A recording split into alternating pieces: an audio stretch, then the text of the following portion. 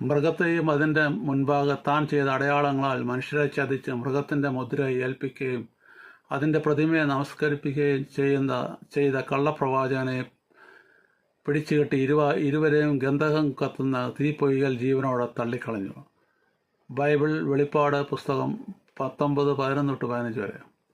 ഒരു ദൂതൻ സൂര്യനിൽ നിൽക്കുന്നത് ഞാൻ കണ്ടു.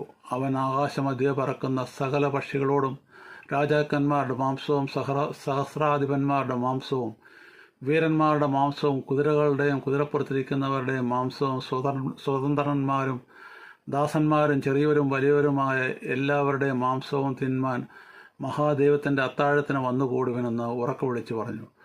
കുതിരപ്പുറത്തിരിക്കുന്നവനോടും അവൻ്റെ സൈന്യത്തോടും യുദ്ധം ചെയ്യുവാൻ മൃഗവും ഭൂരാജാക്കന്മാരും അവരുടെ സൈന്യങ്ങളും ഒന്നിച്ചു വന്ന് കൂടിയത് ഞാൻ കണ്ടു. മൃഗത്തെയും അതിൻ്റെ മുൻപാകെ താൻ